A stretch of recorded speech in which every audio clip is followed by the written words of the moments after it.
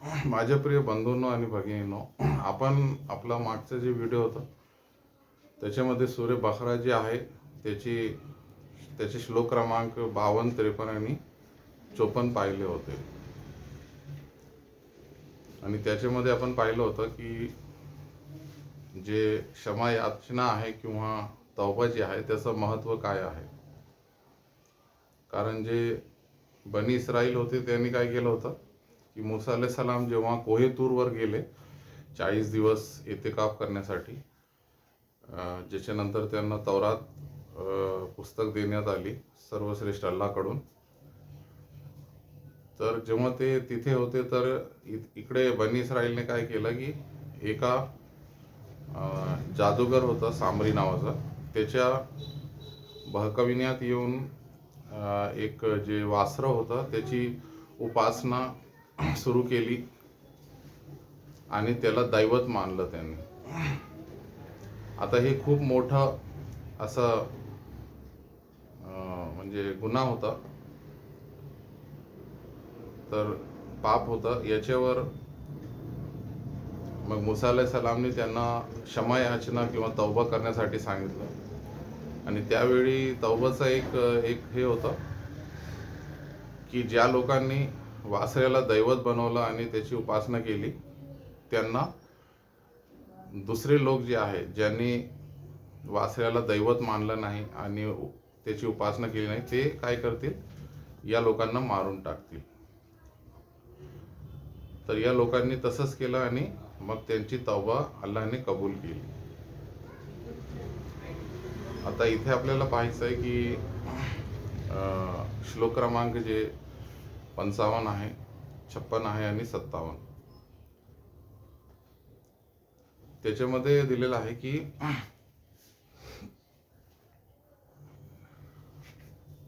जेव्हा मूसा अलैहिस्सलाम कोहेतूर हून परत आले आणि जे बनी इस्राईल होते त्यांना सांगितलं की तुम्ही काय करा, हे जे पुस्तक आहे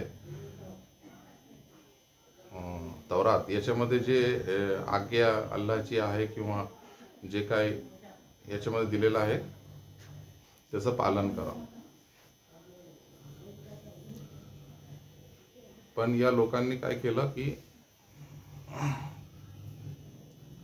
त्यांनी असं म्हणजे एक प्रश्न विचारला किंवा असं सांगितलं मूसा अलैहिस्सलामला की काय करा, आम्ही कसं विश्वास ठेवावा की तुम्ही जे सांगताय ते खरं आहे.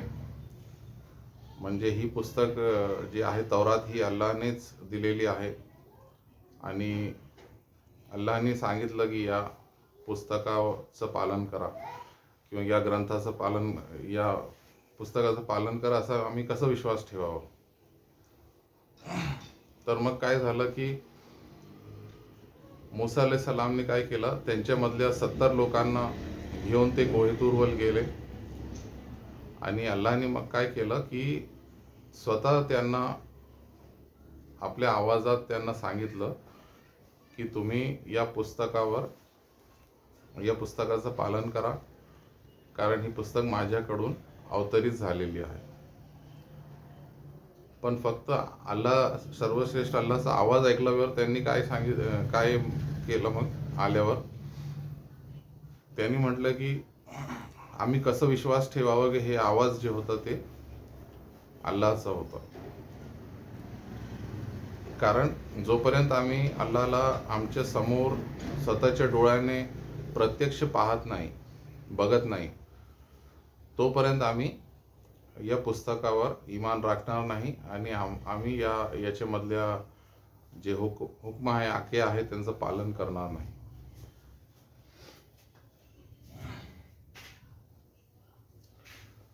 आणि अल्लाहने असं म्हटलं त्यांना की जेव्हा तुम्ही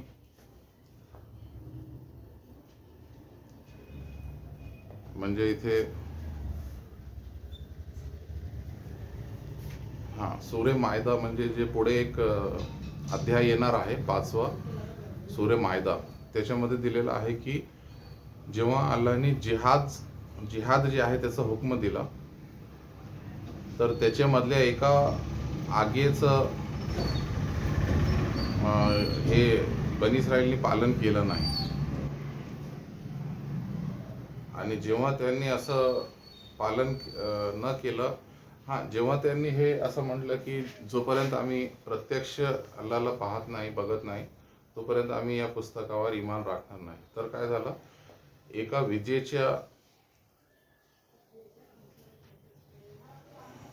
विजेने त्यांना पकडलं आणि त्यांचा मृत्यू झाला. आणि एवढं झाल्यावरही अल्लाहने काय केलं, त्यांना मृत्यूनंतर परत अजून एक जीवन दिलं, त्याला जिवंत केलं किंवा अजून एक जीवनदान दिलं. परत त्यांना जिवंत केलं. का केलं की त्यांनी काय करावं, अल्लाहचा उपकार मानावेत. पण तरी या लोकांनी काय केलं की उपकार मानले नाही आणि अल्लाहचा इन्कार केलं आणि त्यांचे जे हुक्म होते त्याचं पालन केलं नाही.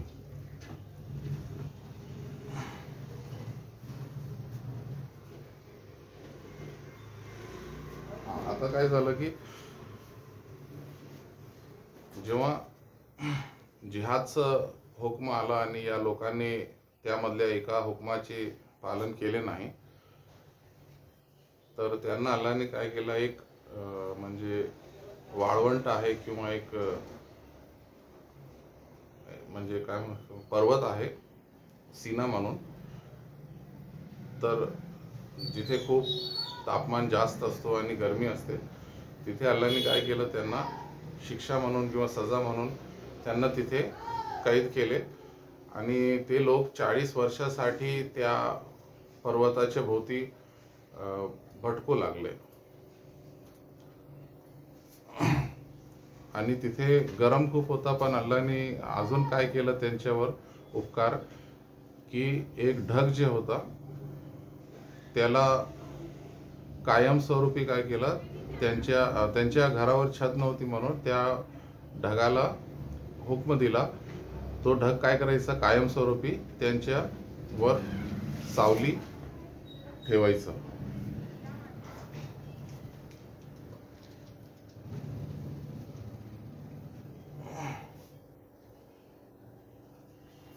सावली ठेवायचं तो. आणि त्याच्यानंतर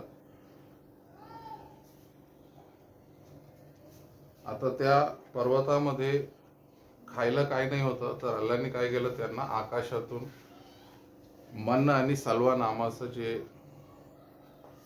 स्वच्छ आणि शुद्ध वस्तू आहे ते त्यांना प्रदान केले.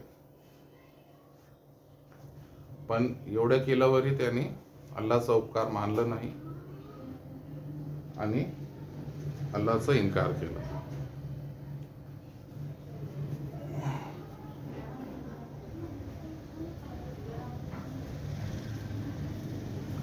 आणि या लोकांनी काय केलं, अल्लाहने असं म्हटलं की मी त्यांच्यावर एवढे उपकार केले, पण त्यांनी माझा इन्कारच केला. आणि त्यांना असं वाटलं की माझा इन्कार करून त्यांनी माझ्यावर अत्याचार केला. पण अल्लाहने म्हटलेलं आहे की या लोकांनी स्वतःवर अत्याचार केला, माझ्यावर कोणत्याही प्रकारचा अत्याचार केला नाही. पण त्यांनी काय केलं, स्वतःच आपल्या जीवावर अत्याचार केला, असा संदेश इथे दिलेला आहे. तर हे काही गोष्टी होते जे या श्लोकांमध्ये आहे. आता पुढचे श्लोक आपण पुढच्या व्हिडिओमध्ये पाहू, 58, 59, 60. आज आपण इथे थांबू.